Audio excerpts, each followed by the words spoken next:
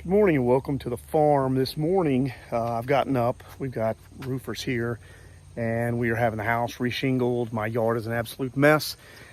I thought it might be a great opportunity to come up here and do some deadheading on some of my zinnias and my marigolds and stuff like that in the garden, and I thought that I would do a video and show you all very easily how you can dry your seeds once you've deadheaded, so that you'll have marigolds and zinnias and anything else long term. But this method is something that I learned from my grandmother, and it's so simple that you're gonna say, why haven't you been doing it all along? And this is gonna really sting for you guys, including myself, that thought that you could go out and buy a drying rack and it would make a better difference. So stick around. I'm going to show you guys some great ways to dry out your zinnias and your flower seeds so that you can have them for years to come. Okay, so we finally have had a break in the weather, and it's cool up here to where you can actually get up. It's about 8:30 Northwest Alabama, and we finally have the opportunity to come up here and be able to do some of these deadheads. Now, I've got a lot of friends that are in garden clubs all over the Southeast, and they are going to have a fit when they see me cut some of these. So ladies, just understand that I understand that I can cut these and put them in vases.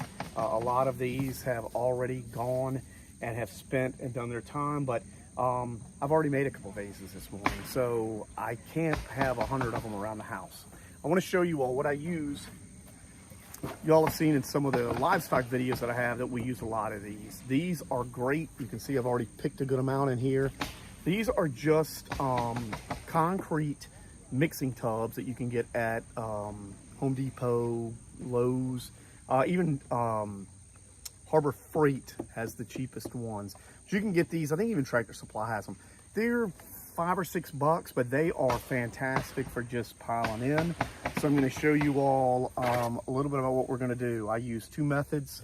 I put my tray down. I have a pair of just scissors, heavy duty scissors that I got off the web.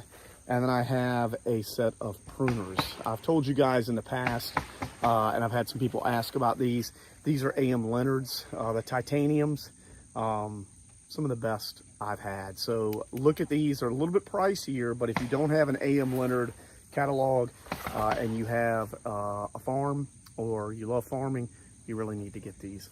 And one of the reasons that we're doing this on September 21st, I know that again there's a lot on here, but these have absolutely smothered out my eggplants. They have smothered out the marigolds, which I'm going to deadhead later today too, and we'll be doing the same process that we're doing. And then I've planted the bok choy and the beets for the fall market, and the basil is getting leggy. So these ladies have been here. I love them to death, but some of them really just have to go so that the fall crop can come in, and I have room to plant. So I deadhead with these, and then I use these to cut the end of the stalk. So I'm just going to go in and cut. And again, I know some of you all out there are cringing, but I stopped 2 weeks ago when I was deadheading. I stopped at 1,000 flower heads. So I feel like I'm doing all right. And a lot of these, they're not going to do much for the bees. I mean, you can see that. That's just not going to do much for the bees. And these are a Queenie variety mixed in with a Queenie lime. And this is a new variety, and the reason that it's a Queenie is you can see the interlayment right here of the green. That's Johnny Seeds has a great amount of those. I'm not endorsed by them. I just like them. But see, here's what you want to get them early too. You see how that seed pod is? We've had a little mist of rain this morning, and I'm worried that some of those may rot, and I've run into that. So they fall apart quickly. But again, I want to show you all how you can dry these out easily and have no problem at all. I'll do this with my marigolds. I'll do this with my zinnias. I'll do this with a lot of varieties. These are mixed. Again, Queenie lime, I have the Persian carpet, and I also have the largest assortment in here is of my grandmother, Ethel Stewart, in Dry Branch, Virginia, or Pennington Gap, Virginia. And it's great memories. Like this is one of hers. Look at that beauty. Let me. But a lot of these in here of hers, and it's a great memory because when I would visit her as a child, we would walk out in the morning and we would deadhead the flowers, and she always talked about the importance of that and how the more you cut, the more will come back. So we've got some on here that are still blooming and will come on. I'm not going to cut all of these out, but I am going to thin them out and get them to where we can have some blooms. I'm hoping to have blooms for the fall market and it run all the way into easily October if this weather stays the way it is. So I'm going to cut a little bit more and then I'm going to show you how to dry.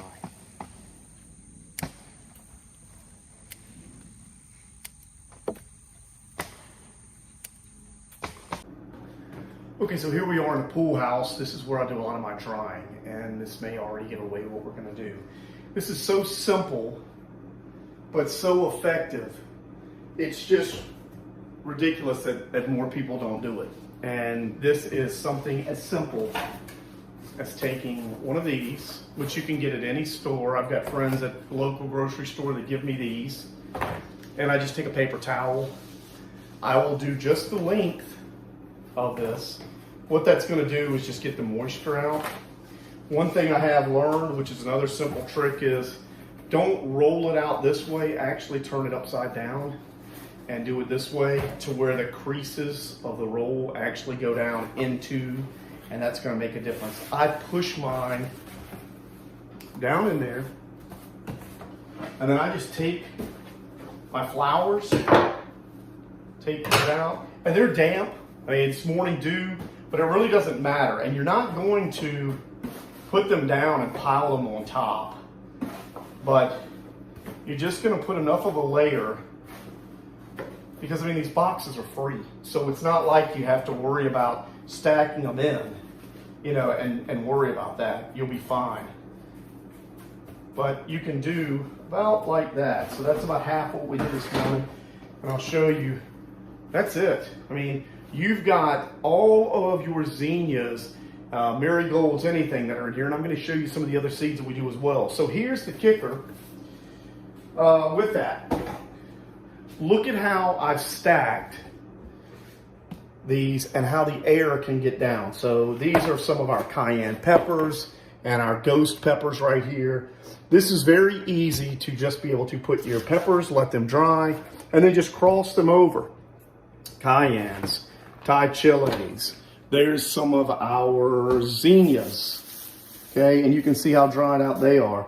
Marigolds, you know, there's more marigolds, different varieties, and then our red rocket cayennes I'm drying. But you can see how many zinnias that you can save if you do that.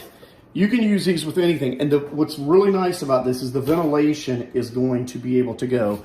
You can see here too, I mean, I store these and I keep them all the time. But don't go out and buy an expensive rack to hang and have to store the rack and all of that. These are great because if you really are wanting to be self-sufficient or just do great things for nature and make your footprint on this earth, when you're done with these in the spring and you go to plant, cut them up. You're going to have a lot of nitrogen to put into your compost bin.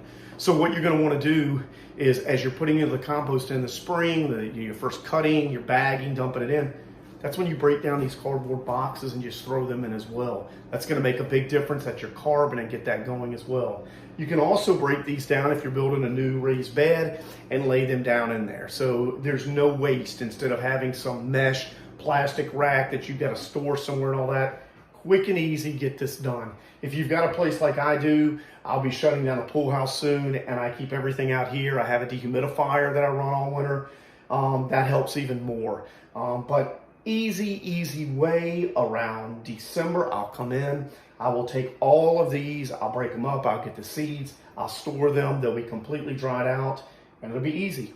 Simple video, I know, but little simple things add up to make better down the road for big things. Hope this video helped. If you have any questions or comments, please put them below. Give me a thumbs up and subscribe, and as always, have a great week. Thanks for watching.